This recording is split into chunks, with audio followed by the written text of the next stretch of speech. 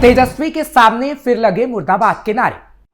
हारी सीटों की समीक्षा में जमकर हंगामा। तेजस्वी के सामने एक बार फिर हंगामा हो गया। राजद कार्यालय में जमकर बवाल काटा गया। मुर्दाबाद के नारे लगाए गए, जिसके बाद तेजस्वी को अपना माथा पीटना पड़ा। बिहार विधानसभा चुनाव में करारी हार के बाद राजद नेता तेजस्वी यादव नुकसान की वजह को समझने बैठे थे। ऐसे में उन्हें इस नुकसान का जिम्मेदार ठहराया गया और संजय यादव को लेकर खूब हो हल्ला किया गया और इस्तीफे की मांग की गई। जिसके बाद बेबाकी से सवाल तो पूछा ही जाएगा कि जब बार बार खुद के नेता संजय यादव को लेकर सवाल खड़े कर रहे हैं और पार्टी से बाहर निकालने की मांग कर रहे हैं, तो तेजस्वी आखिर ऐसा क्यों नहीं कर पा रहे? क्या तेजस्वी को आगे आने वाले समय में इसके गंभीर परिणाम भुगतने होंगे? नमस्कार, कैपिटल टीवी का खास शो विवाद सवाल देख रहे हैं आप। मैं हूं आपके साथ हर्ष भारद्वाज। बिहार विधानसभा चुनाव में करारी हार के बाद राजद नेता तेजस्वी यादव अब नुकसान की वजहों को समझने और संगठन को दुरुस्त करने में जुटे हैं। इस कड़ी में आज 26 नवंबर से 30 नवंबर तक पटना स्थित राजद कार्यालय में 119 हारी हुई सीटों की विस्तृत समीक्षा की जा रही है। तेजस्वी यादव इस दौरान हारे हुए प्रत्याशियों, जिलाध्यक्षों और पार्टी के प्रधान महासचिवों के साथ प्रमंडलवार 1-to-1 बैठक कर रहे हैं। तेजस्वी यादव की यह समीक्षा बैठक 2 चरणों में है। पहला चरण 26 से 30 नवंबर तक, इसके बाद 1 से 5 दिसंबर तक। बिहार विधानमंडल का सत्र होने के कारण बैठकों को रोक दिया जाएगा। दूसरा चरण 6 से 9 दिसंबर तक आयोजित किया जाएगा। पार्टी सूत्रों का कहना है कि इन बैठकों के आधार पर संगठनात्मक सुधार और नई रणनीति पर बड़ा फैसला लिया जा सकता है। लेकिन कोई फैसला लिया जाता उससे पहले ही बवंडर खड़ा हो चुका है, जो थमने का नाम नहीं ले रहा। क्या संजय यादव आरजेडी की बर्बादी का बन रहे कारण? दरअसल बिहार विधानसभा चुनाव 2025 में राष्ट्रीय जनता दल यानी आरजेडी के खराब प्रदर्शन के बाद लालू प्रसाद यादव के परिवार में आंतरिक कलह खुलकर सामने आ गई है। 2 दशक पहले लालू के शासनकाल में साधु और सुभाष यादव यानी S1 और S2 का दबदबा जिस तरह पार्टी और सरकार के लिए बदनामी का सबब बना था, उसी तरह आज संघर्ष का केंद्र तेजस्वी यादव का नेतृत्व और उनके करीबी सहयोगी संजय यादव यानी S3 बन गए हैं। एक बार फिर परिवार के भीतर से ही पार्टी के नेतृत्व और आंतरिक फैसलों पर गंभीर सवाल खड़े हुए हैं, जिससे आरजेडी एक बड़े आंतरिक और राजनीतिक संकट के दौर से गुजर रही है। पर सवाल यही है कि आखिर क्यों आरजेडी संजय यादव पर कोई बड़ी कार्रवाई नहीं कर रही? जब पार्टी के नेताओं से लेकर अपनों तक ने सवाल उठाए, तो बेबाकी से यह सवाल तो पूछा ही जाएगा। क्योंकि हैरानी की बात यह है कि संजय यादव पर अभी तक कोई एक्शन ही नहीं लिया गया। इस घटना से समझ सकते हैं कि संजय यादव आज लालू कुनबे में कितने महत्वपूर्ण हो गए हैं।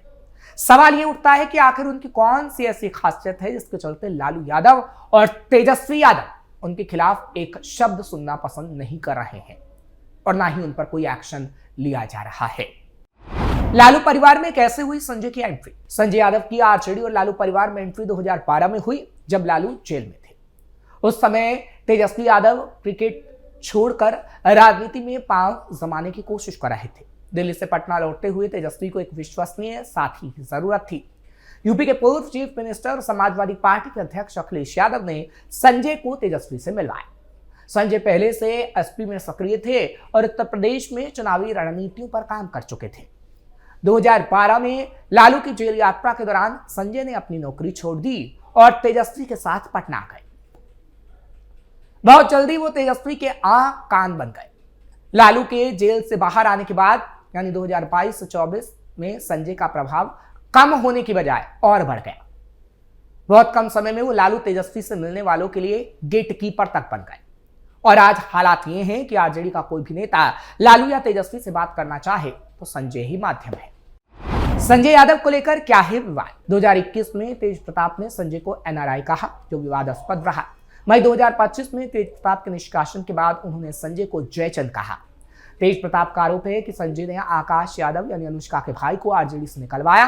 तेज प्रताप ने कहा कि उनको निकालने का काम भी उसी जयचंद ने किया। संजय हरियाणवी स्क्रिप्ट राइटर है जो परिवार को हाईजैक कर रहा है। तेज प्रताप ने अगस्त 2025 में जनशक्ति जनता दल बनाया और संजय को बार बार निशाना बनाया।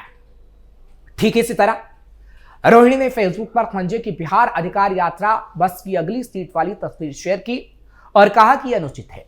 रोहिणी ने कहा कि अब दलित नेताओं को वो सीट मिलनी चाहिए। कि पोस्ट परिवार में भूचाल लेकर आया था। कहा जा रहा था कि लालू की नाराजगी के बाद रोहिणी ने घुटने टेक दिए थे, लेकिन चुनावी नतीजों के बाद रोहिणी फिर उसी तेवर में आ गई और कहा मुझे घर से मारपीट कर निकाला गया और संजय यादव का खुलकर नाम दिया गया। संजय पर आरजेडी को हाईजैक करने का आरोप लग रहा है। कार्यकर्ता कहते हैं कि झंडे तक उनके फर्म से खरीदने पड़ते हैं। 2021 में जगदानंद सिंह के खिलाफ आकाश यादव के सस्पेंशन में संजय का हाथ बताया गया और चुनावों के वक्त भी आरोप लगे कि संजय पैसे वालों को टिकट दिलवाने का काम कर रहे हैं, जमीनी कार्यकर्ताओं को नहीं। और अब तो तेजस्वी के सामने ही संजय के खिलाफ नारे लग रहे हैं। ऐसे में फिर सवाल है कि आखिर क्यों संजय का रुतबा आरजेडी में अभी भी बरकरार है। तेजस्वी यादव का अटूट समर्थन। संजय यादव की सबसे बड़ी ताकत तेजस्वी यादव का अटूट विश्वास और समर्थन है। तेजस्वी जो आरजेडी के भविष्य और लालू के उत्तराधिकारी के रूप में देखे जाते हैं, वो खुद संजय को अपना ट्यूशन मास्टर बोलते हैं।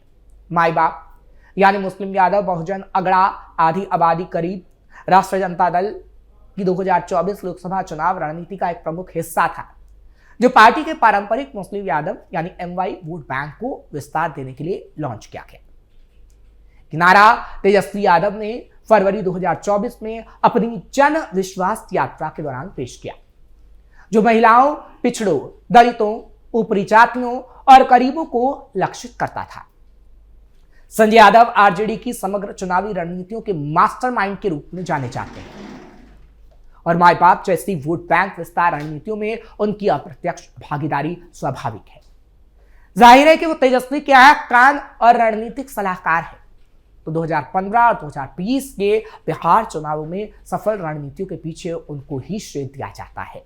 तेजस्वी ने 2024 में संजय को राज्यसभा भेजकर उनका कद बढ़ाया, जो परिवार के वरिष्ठ नेताओं को दरकिनार किए जाने का एक बड़ा संकेत था। तेज प्रताप और रोहिणी के विरोध के बावजूद तेजस्वी ने संजय का खुलकर समर्थन किया, जिससे साफ है कि संजय का रुतबा तेजस्वी की ताकत से जुड़ा है। संजय यादव की दूसरी बड़ी ताकत उनकी रणनीतिक सोच और चुनावी प्रबंधन की विशेषज्ञता है। हरियाणा में समाजवादी पार्टी के साथ काम करने का अनुभव उन्हें आरजेडी में लाया। अखिलेश यादव के साथ उनके पुराने संबंधों ने उन्हें लालू परिवार से जुड़ा।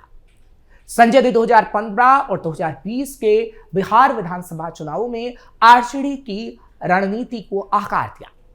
2020 में महागठबंधन की 75 सीटों पर जीत में उनकी भूमिका उल्लेखनीय थी। वो गठबंधन प्रबंधन, वोट टारगेटिंग और सोशल मीडिया कैंपेन में माहिर है। उदाहरण के लिए 2024 लोकसभा चुनाव में आरजेडी की सीटें भले ही 4 आई हो, लेकिन वोट शेयर बढ़ाने में उनका अहम योगदान रहा। संजय की क्षमता आरजेडी को आधुनिक और युवा उन्मुख बनाती है, जो लालू परिवार की पारंपरिक छवि से अलग है।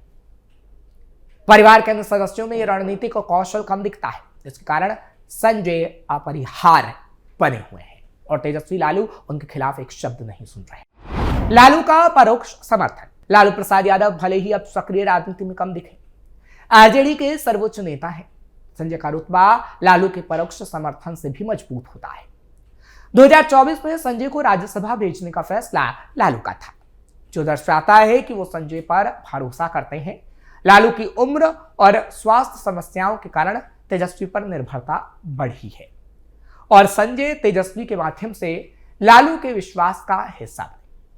रोहिणी के हालिया विरोध पर लालू ने एक्शन की बात कही, जो सीट वाला विवाद था, लेकिन संजय के खिलाफ कोई ठोस कदम नहीं उठा, जो उनके प्रभाव को अच्छे से दर्शाता है।